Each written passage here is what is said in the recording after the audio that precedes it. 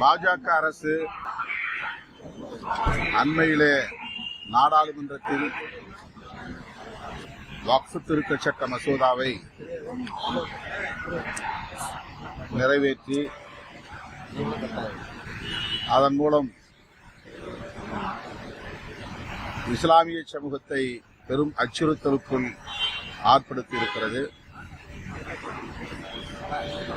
ஒவ்வொரு மதமும் அந்தந்த மதங்களுக்கான சொத்துக்களை அம்மதம் சார்ந்த குழுவை கொண்டே நிர்வகித்து வருகின்றனர். ஆனால் இஸ்லாமிய சமூகத்தின் வக்ஃப் சொத்துக்களை நிர்வகிப்பதற்கு அமைக்கப்படவிருக்கும் குழுக்களில் வக்ஃப் வாரியம் அல்லது வக்ஃப் சென்ட்ரல் கவுன்சில் ஆகியவற்றில் இஸ்லாமியர் அல்லாதவர்களை உறுப்பினர்களாக நியமிப்பதற்கு ஏதுவாக சட்டத்தை திருத்தியிருக்கிறது பாஜக அரசு. இது ஒரு அடாவடித்தனமான அரசியலாகும், எதேச்சதிகார போக்காகும், நவீன பாசிசமாகும்.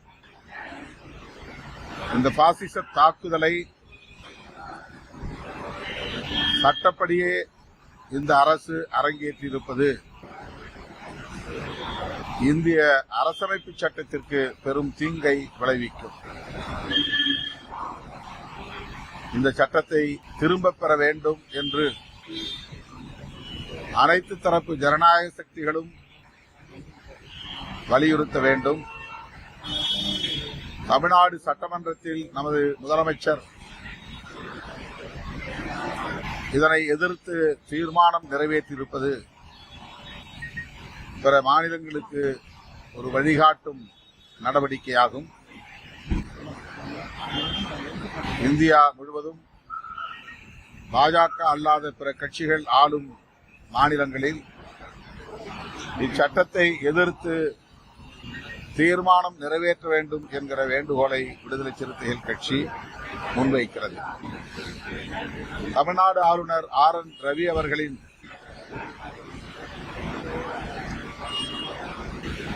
தமிழ்நாடு மக்கள் விரோத நடவடிக்கைகளை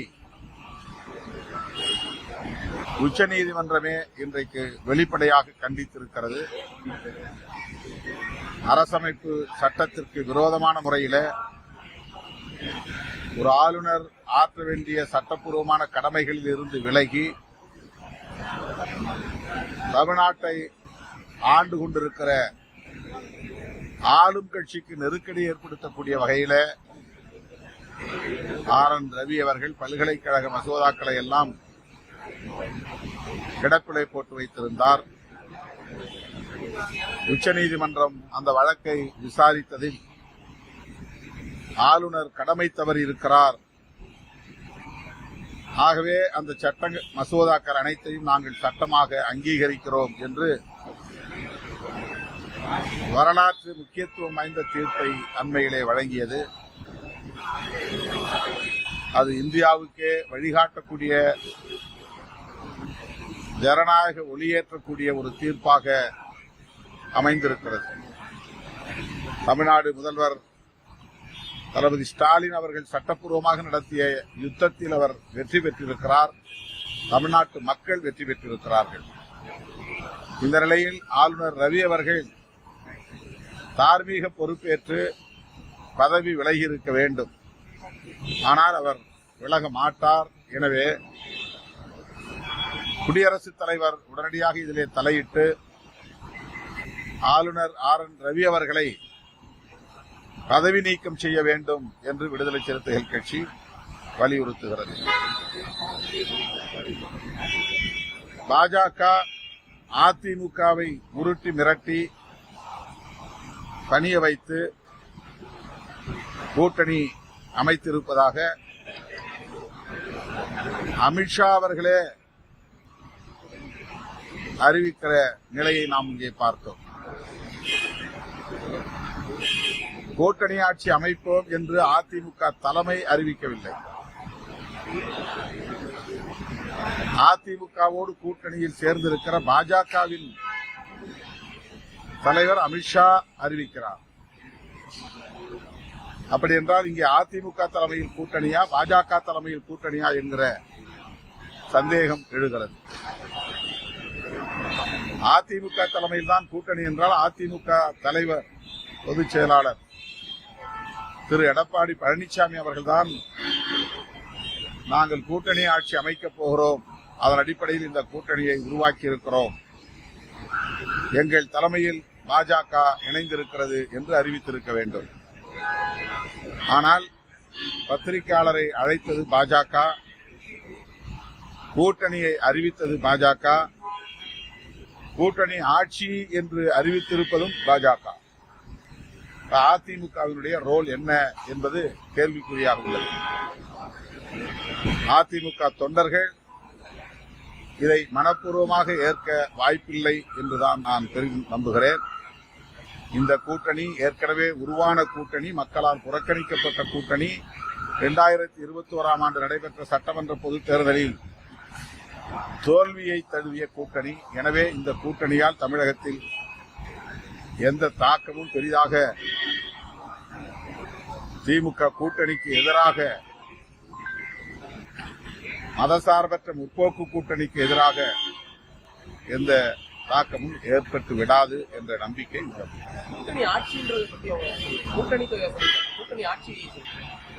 அமித்ஷா சொன்னார்,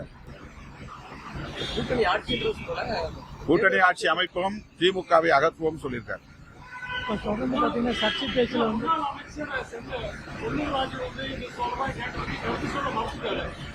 செல்லூர் ராஜா அதான் அதிமுகவில் எல்லோருக்கும் உடன்பாடு இருக்க வாய்ப்பில்லை. முன்னாள் அமைச்சர் டி ஜெயக்குமார் பாஜகவோடு அதிமுக கூட்டணி அமைத்தால் நான் கட்சியிலிருந்தே வெளியேறிடுவேன் என்று சொல்லக்கூடிய அளவுக்கு அதிமுகவிலே மாறுபட்ட கருத்துக்கள் ஏற்கனவே இருந்தன. அதையெல்லாம் மீறி எடப்பாடி பழனிசாமி அவர்கள் அமித்ஷாவோடு அமர்ந்து கூட்டணி அமைந்ததற்கு சாட்சியமாக இருந்திருக்கிறார். எந்த அளவுக்கு அதிமுகவின் தலைவர்கள் இதை ஏற்றுக்கொள்வார்கள் என்பதை பொறுத்திருந்து பார்ப்போம்.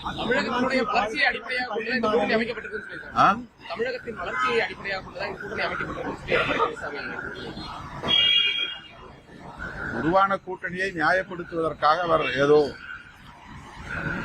சமாளிக்கிறார்.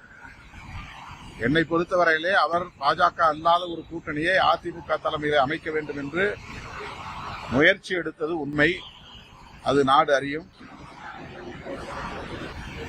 அதற்கான சூழல் கனியவில்லை. அது மட்டுமில்லாமல் திரு செங்கோட்டையன் அவர்கள் அமித்ஷா அவர்களை தனியே போய் சந்தித்து பேசுகிற அளவுக்கான சூழலும் உருவானது. அது எதற்காக என்று நமக்கு தெரியாது. இவையெல்லாம் நாம் ஒப்பிட்டு பார்க்கிற போது அதிமுகவுக்கு ஏதோ நெருக்கடியை பாஜக கொடுத்திருக்கிறது. அந்த அடிப்படையில் தான் இந்த கூட்டணி உருவாகி இருக்கிறது என்று யூகிக்க முடிகிறது. உள்ளாட்சி பள்ளி மாணவியில் தேர்தல்களுக்கு இன்னும் வந்துட்டு வழக்கு பதிவு செய்து நடவடிக்கை எடுக்கலை என்று அந்த பகுதி மக்களும் போலீஸ் காவல்துறை நடவடிக்கை எடுக்கப்படும் என்று அன்பில் மகேஷ் அவர்கள் உறுதியாக தெரிவித்தார். பதிவு செய்யப்பட்டிருக்கிறது. விடுதலை சிறுத்தைகள் கட்சியும் நேற்று நேரடியாக சந்திச்சிருக்கோம். இதை வன்மையாக கண்டித்து ஆர்ப்பாட்டம் நடத்தியிருக்கிறது.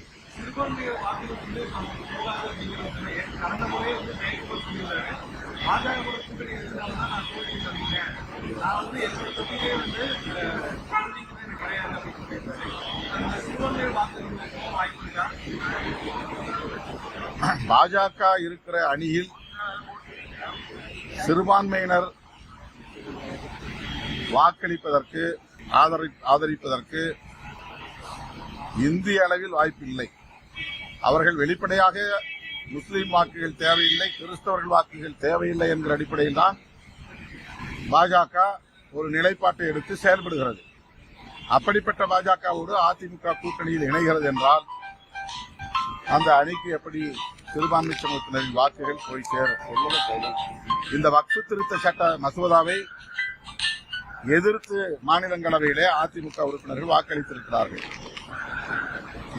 ஆனால் திடுமென பாஜகவோடு கூட்டணி அமைத்திருக்கிறார்கள். இந்த இடைப்பட்ட 2-3 நாட்களில் என்ன நிகழ்ந்தது, ஒரு வாரத்தில் என்ன நிகழ்ந்தது? மாநிலங்களவையிலே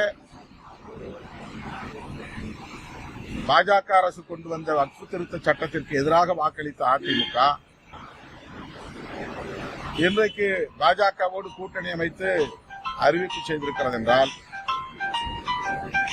அதிமுக எந்த அளவுக்கு நெருக்கடிக்கு உள்ளாகி இருக்கிறது, பாஜகவின் கட்டுப்பாட்டுக்குள்ளே போயிருக்கிறது என்பதை இதிலிருந்து உணர முடிகிறது.